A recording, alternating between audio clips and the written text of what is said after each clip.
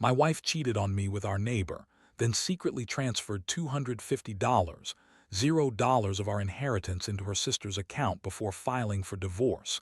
Now she's claiming I can't get a penny due to an illegitimate will and forged signatures. Hello everyone. Dear listeners, please share your thoughts in the comments section below. And don't forget to like, share, and subscribe. Now, let's begin the video. Using a throwaway for obvious reasons, with certain specifics modified to preserve anonymity. I never thought I'd be the guy sitting here, writing about how my wife, Lisa, turned out to be cheating on me with our neighbor, Mark. Honestly, the whole thing hit me like a truck out of nowhere. We had what I thought was a solid marriage, 2 kids, a nice house, good jobs, and enough money to keep us comfortable. But then, suddenly, everything changed. It all came crashing down in a way I never saw coming, and I'm still trying to process how I missed all the signs. It started about 3 months ago. Lisa had always been a bit secretive about her phone, but I just brushed it off. She'd get these late-night texts, but she'd quickly hide her screen or change the subject. She'd get defensive if I asked who it was. She'd say it was just a friend or work stuff, but her attitude shifted. She became more irritable, snapping at me over small things, and she was avoiding sex more and more. I figured she was just stressed or tired, but deep down I felt something was off. Then I noticed her spending more time on her laptop late at night. I'd wake up and see her sitting there, sometimes with her headphones in, typing away. She'd hide her screen quickly when I entered the room, but I caught glimpses of emails and bank statements. Nothing obvious, but enough to make me suspicious. I started to snoop a little, nothing crazy, just looking at her emails, her bank accounts, trying to find any clue. I didn't find outright proof, but I felt a gut instinct that she was hiding something. The real shock came when I found a series of texts on her phone. They weren't just friendly, they were flirtatious, suggestive. Mark, our neighbor, was clearly more than just a friendly neighbor. The messages were full of innuendos, and she was talking about meeting him late at night, claiming it was just for drinks, but the tone was different. It was sex talk. I couldn't believe it. My wife, the woman I loved, was sneaking around behind my back with someone I'd always considered just a neighbor. It was like a punch to the gut. One night, I decided I'd had enough. I waited until she fell asleep, then I quietly grabbed her phone and scrolled through her messages. I saw enough to know that she was lying to my face about everything. I was devastated but also furious. How could she do this to me? To our family? I felt betrayed, humiliated, and angry. I knew I had to confront her, but I also knew this was just the beginning of something much worse. That's when I started digging deeper into her financials. I had access to our shared accounts, and I noticed some strange transactions, large sums of money that didn't make sense. She transferred $250, $0 of our inheritance into her sister's account without telling me. I knew she'd been hiding money, but that was a red flag. When I confronted her about it, she just shrugged and said it was an investment, that I was overreacting. But I knew better. Something was very wrong, and I was starting to see that her entire story was a lie. I felt sick. I'd always trusted her, and now I was questioning everything. The woman I thought I knew was capable of deceit, betrayal, and outright theft. And the worst part, she was preparing to file for divorce, claiming I was the one who'd been unfaithful and that I had no right to a penny because of some forged will and fake signatures. She was spinning a web of lies, trying to make me look like the bad guy. But I wasn't about to let her get away with it. Not without a fight. After I uncovered the financial transfer and saw her blatant lies about the investment, I knew I had to act fast. Lisa was already talking about divorce, her tone cold, calculated, like she was just waiting for the right moment to pull the plug completely. She kept insisting I was paranoid, that I was overreacting, and that I was just jealous of Mark or whatever excuse she thought would make me doubt myself. But I was falling for her games anymore. I had enough evidence, and I knew she'd been planning this all along. The first thing I did was dig into her phone and emails even more. I wanted to see if she'd left any clues behind, and I wasn't disappointed. I found emails from her sister, Jessica, discussing the transfer of money. Jessica was apparently helping Lisa with some family matter that needed secrecy. It was obvious she was covering for her, and I could tell from the tone that they'd been scheming for a while. The more I read, the more furious I became. She used our inheritance, money that was supposed to go to our kids' college funds, to line her sister's pockets. That was the final straw. I also found out that Lisa had been secretly meeting Mark at a place she called the office, which was really her affair hideout. I couldn't believe how brazen she was. She'd tell me she was working late or attending meetings, but she'd actually be with him, having sex, probably for months. I felt like I'd been hit by a truck. I'd trusted her and she'd been lying right to my face. It was like a nightmare I couldn't wake up from. I knew I had to confront her, but I also knew I needed a plan for what came next. I couldn't just accuse her without solid proof, especially since she was already trying to spin her lies. I decided to hire a private investigator. I wanted undeniable evidence, photos, recordings, anything that would stand up in court. I also contacted my lawyer, who confirmed that the forged signatures and fake will she was claiming as a reason to keep all the inheritance were highly suspicious.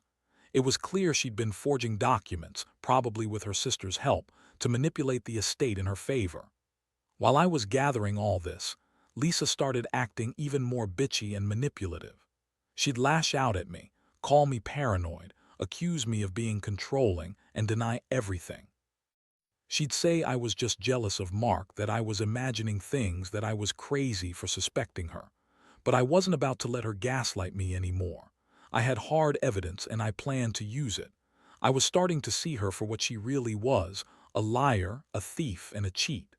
One night I came home early from work and everything looked normal except I found her packing a bag. She was trying to leave, probably to go stay with her sister or Mark. I blocked her at the door, my heart pounding. I told her I knew everything about the affair, the money transfer, the forged documents.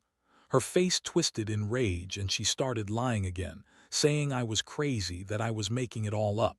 But I had enough. I pulled out my phone and showed her the evidence I'd collected. The emails, the bank statements, the photos from the investigator. Her eyes widened in panic and suddenly she realized she'd lost control. That confrontation was intense. She yelled, called me all sorts of names, jealous, paranoid, controlling.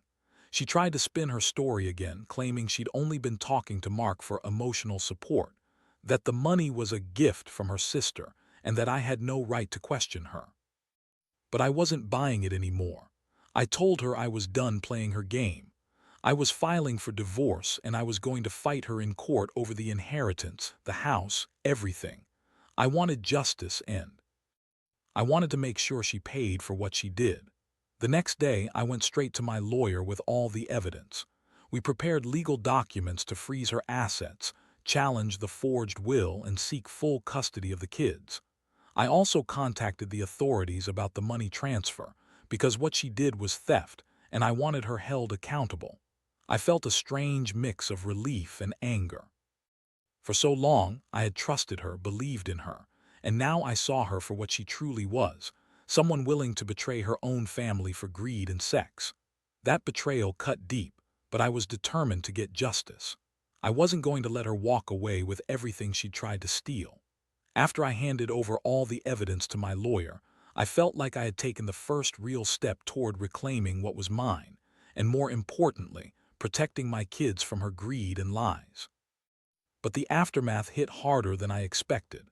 Lisa, of course, played the victim card, crying and screaming that I was ruining her life, that she was forced into the affair and the money transfer because I was controlling and abusive. She told everyone that I was just a jealous husband who couldn't handle her success, that I was trying to destroy her. It was classic gaslighting, but I refused to let her manipulate the situation. She kept insisting she didn't steal the money, that the transfer was a mistake or some kind of family loan, and that her signatures on the forged will were just a coincidence. She even went as far as claiming I had abandoned her emotionally, that I was never there for her, and that she was only trying to find happiness. I couldn't believe how she was spinning her lies, trying to make herself look innocent while I had proof of everything. Honestly, it made me sick to see her lie so effortlessly, like she was some kind of victim in her own twisted game. Meanwhile, I was dealing with the emotional fallout. I kept replaying everything in my head: her cheating, the money, the lies. I'd always thought we had a good life, a stable marriage. But now I saw how fragile it all was. The betrayal wasn't just about the affair or the stolen money. It was about trust, and she had shattered that trust into pieces. I felt angry, betrayed, but also deeply hurt. I couldn't stop thinking about how she'd lied to me every day, how she'd manipulated everyone around her. It was like I'd been living with a stranger, someone I didn't recognize. I also started to question everything about our marriage. Was there ever love? Or was it just convenience? Did she ever really care about me or the kids? The more I thought about it, the more I realized that her actions spoke louder than words. Her entire demeanor had changed, bitchy, manipulative, and relentless in her lies. She kept insisting she was innocent, that I was just jealous of Mark, that I was paranoid. But I knew better now. I knew she'd been lying from the start. The worst part was the kids. I didn't want them to see her as the villain, but I also knew I couldn't let her get away with this. I had to protect them from the chaos she was causing. I kept my distance but started making plans to get full custody, especially after discovering she'd been secretly transferring money into her sister Jessica's account. That was theft, plain and simple. I'd already talked to my lawyer about challenging her in court for full custody and to recover the stolen inheritance. Things escalated when I found out she'd been telling our friends and family that I was the one cheating and that I was abusive. She painted a picture of me as some controlling maniac, which made me even angrier. I knew I had to be careful with my words and actions, but I also knew I needed to stand my ground. I couldn't let her manipulate everyone around her, especially not the kids.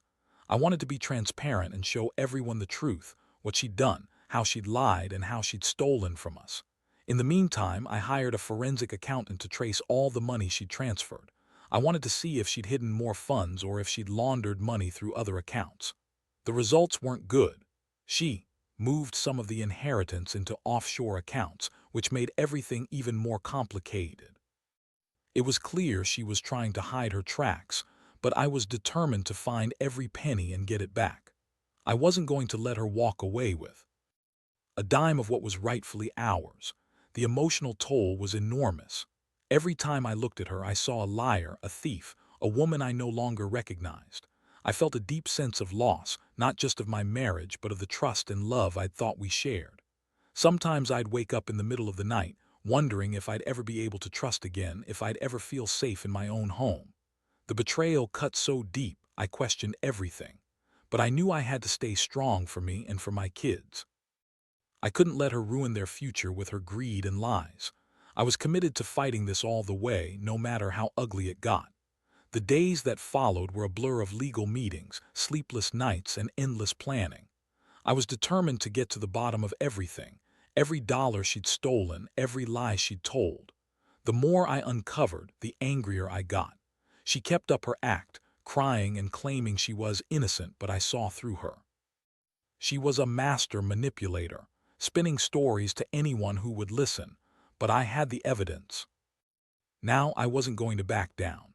I remember the moment I finally got the forensic accountant's report. It was like a punch to the stomach. Lisa had transferred that $250, $0 into her sister Jessica's account, but it wasn't just a simple transfer. She'd used multiple shell companies and offshore accounts to hide the money. Jessica had been in on it all along, helping her sister launder the inheritance. I couldn't believe how deep this betrayal went. It wasn't just an affair anymore. It was a full-blown financial scheme. I had to act fast before she managed to hide everything completely. I also found out that she'd forged signatures on documents related to the will, fake signatures that made her the sole beneficiary. That was the real reason she was so eager to divorce me. She wanted to cut me out entirely, take everything and run. When I confronted her with this, she simply smirked and said I was crazy, that I was paranoid and jealous. But I had the proof. I showed her the forged signatures, the bank transfer receipts, the emails with her sister.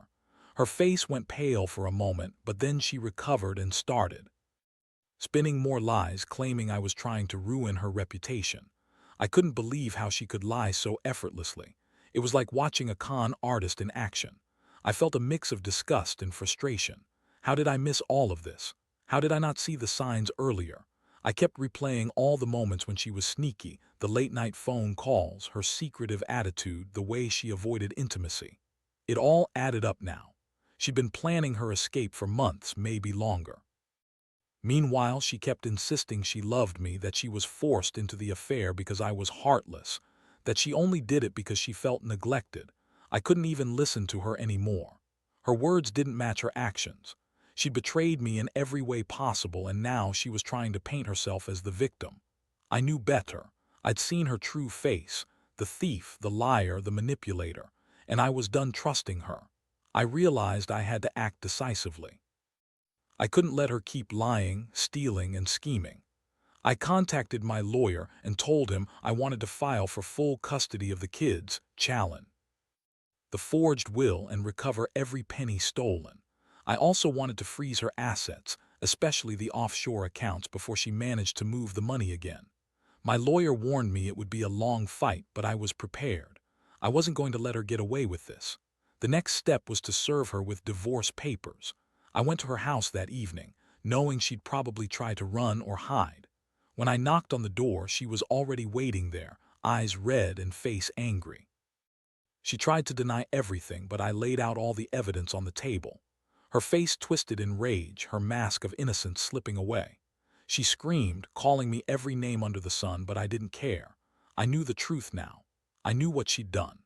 That night, I felt a strange mixture of relief and dread. Relief that I finally had proof that I was taking control.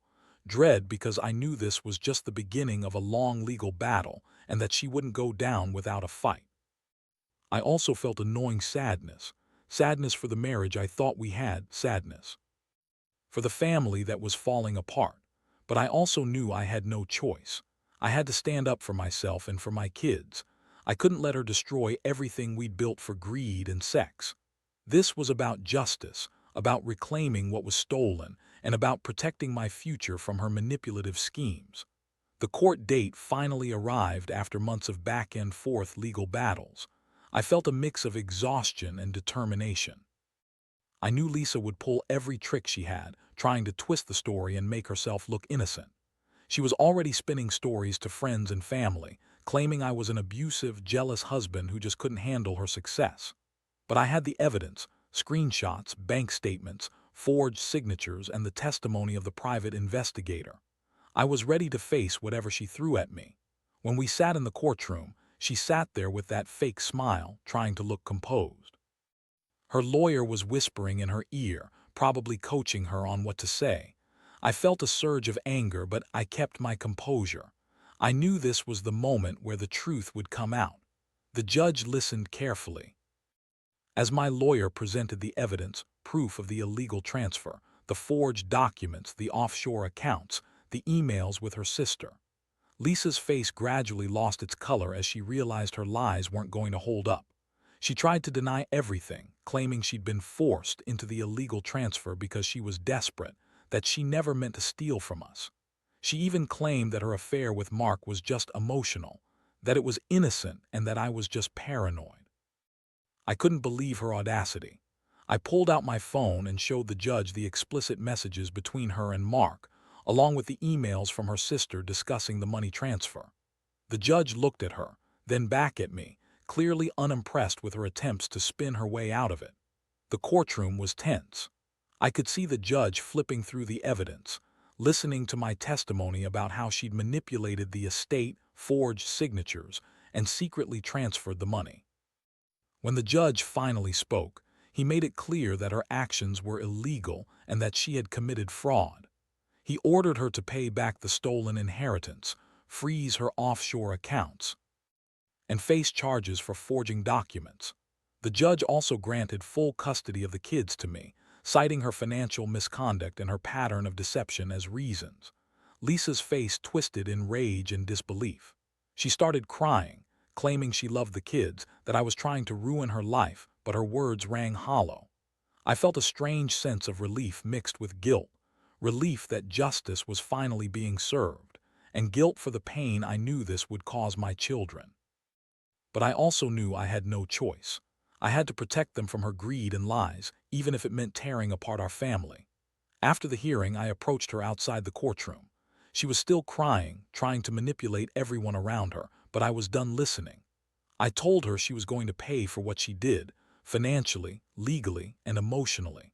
I made it clear I would fight every step of the way to recover the stolen money and ensure she faced the consequences of her actions. I also informed her that I was going to get full custody of the kids to keep them safe from her manipulations. The aftermath was brutal. Lisa was furious, but she knew she'd lost. She tried to threaten me, claiming she'd destroy me and our reputation, but I wasn't afraid anymore. I had the proof, the law on my side, and the support of my lawyer. My main focus now was rebuilding my life and making sure my children were protected. I knew she'd try to fight back in every way possible, fighting the custody, trying to hide more money, maybe even filing false accusations. But I was prepared for that. I'd learned that betrayal can come from those closest to you, but strength and evidence can prevail. In the end, I realized that sometimes you have to lose everything to find yourself again. Lisa's betrayal was a brutal lesson, but it also made me see what really matters: honesty, trust, and integrity. I've started working on healing, and I'm slowly rebuilding a life where I can finally breathe again. The scars will stay, but I'm learning to live with them. And I hope anyone out there going through something similar knows: don't give up. The truth always comes out, and justice eventually catches up. After everything finally settled, I found myself sitting alone in what used to be our living room, staring at the empty space where our family photos once hung. The house felt colder, emptier, like the walls themselves echoed with the betrayal and lies that had torn us apart. I never imagined I'd be here, single, betrayed, trying to piece my life back together. But in some strange way, I felt a strange sense of relief, too.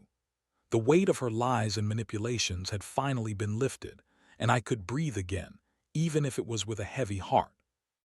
Looking back, I realize how much I trusted her, how blind I was to the warnings, late nights, secretive phone calls, the strange transactions.